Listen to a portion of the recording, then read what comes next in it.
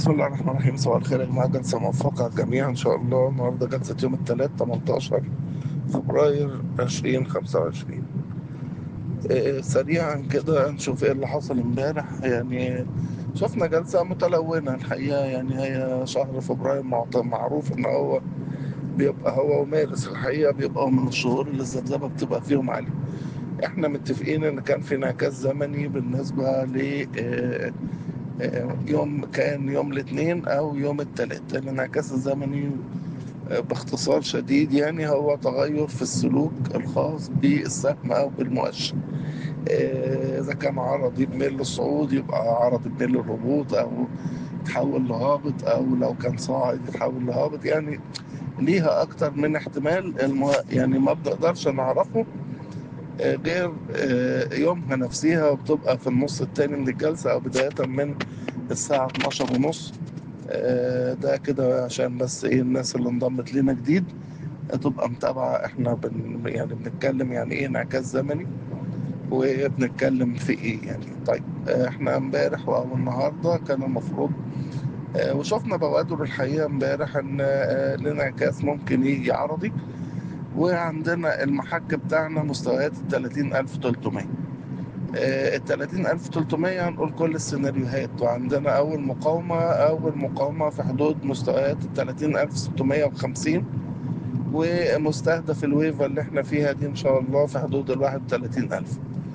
يعني عندنا انعكاس آخر يوم الخميس. كويس، فمعنى كده إن هو لو جه النهارده عرضي أو يعني أو نزلنا، حتى لو جه سلبي، فمعنى كده إن احنا هنعكس الاتجاه مرة تانية يوم الخميس إن شاء الله اللي هو يوم 20. ده هيتزامن مع اجتماع المركزي اللي هو برضو احنا يعني أنا واحد من الناس اللي متخيلة إن هيبقى في تخفيض لأسعار الفايدة إن شاء الله. طيب احنا عندنا أكتر من سيناريو طبعا. شفنا الخبر بتاع الحديد والصلب. أنا ما بحبش أتكلم على السهم ده سواء إيجابا أو سلبا يعني. لبعض الظروف يعني الوظيفية تمنعني ان انا اتكلم على الاسهم اللي زي دي. ولكن في ناس شايفاه ان هو ايجابي، وفي ناس شايفاه ان هو سلبي. المشكله كلها ان هو شعبي. هو مش الفكره في الخبر اذا كان سلبي ولا ايجابي. انا ممكن اكون شايفه سلبي، غيري شايفه ايجابي. يعني مش دي قصتي. انا قصتي كلها تأثيره أو ظلاله على السوق هيعمل إيه. من الطبيعي يعني الناس اللي شايفاه سلبي يعني هتقول إن تأثيره هيكون سلبي على السوق. أو على الأقل يعني هيبقى يعني هيخلي الحالة النفسية بتاعة المستثمرين مش في أحسن حالاتها. فعشان كده بنقول يعني إيه، ما نشتريش في أول الجلسة. خلينا نشوف السيناريوهات بعد شوية. كويس، والناس اللي شايفاه إيجابي خلاص هم شايفين هم أحرار فبراحتهم يعني. كويس. طيب احنا خلينا علميين. احنا هنتكلم النهارده الدعم بتاعنا النهارده 30300.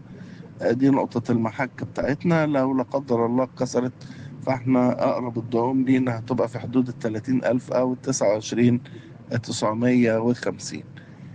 طيب لو فضلنا عليها يبقى احنا كده الانعكاس جه عرضي بميل للصعود، وهنبتدي نطلع تاني ونكمل مع اعتبار برضو ان يوم الخميس اللي جاي مع اجتماع المركز ان شاء الله باذن الله بنسبة كبيرة هيكون التخفيض، وبالتالي الانعكاس بتاع يوم الخميس هيبقى التأثير بتاعه إيجابي بإذن الله، وهنكمل لمستهدف الويف. طيب السيناريوهات المحتملة النهاردة عندي سيناريو، يعني عندي أكتر من سيناريو. السيناريو الأولاني إن إحنا لو فتحنا بنجري وطالعين، يبقى في الحالة دي أعتقد إن هو لازم أسلم جزء من المحفظة كتريدة في أول الجلسة. كويس، و10% 15% على أساس إن أنا أرجع أخدهم تاني بعد الساعة 12 ونص.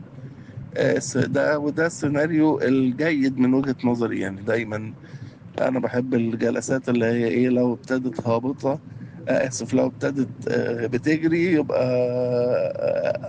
بقفل التريدة بتاعتي وبرجع أخدها تاني آخر الجلسة أو تاني يوم. الشارة الأمثل لو السيناريو ده حصل هيبقى بكرة النص التاني من الجلسة بكرة الأربعاء، النص التاني من الجلسة، على أساس إن الانعكاس بتاعنا يجي إيجابي يوم الخميس، فأقدر أسلم اللي اشتريته الأربع أسلمه الخميس الصبح.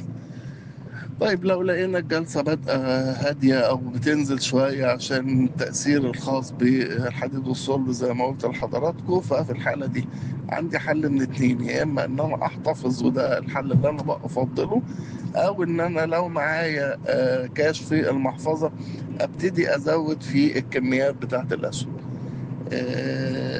أنا نسبة الترجيح إيه؟ لا، نسبة الترجيح للسيناريو التاني مش للسيناريو الأولاني، إن أنا هفتح الجلسة على مود وحش والجلسة ممكن تنزل معايا شوية، تزور ال 30 300، ممكن تكسرها لغاية ال 30 200 ولا حاجة، وبعدين نلم ونطلع تاني وكأن مفيش أي حاجة حصلت. في النهاية هو السوق في الويفة اللي احنا فيها دي هو سوق مشتري مش بياع، والسوق قوي جدا، مش ما فيهوش أي مشاكل من أي نوع.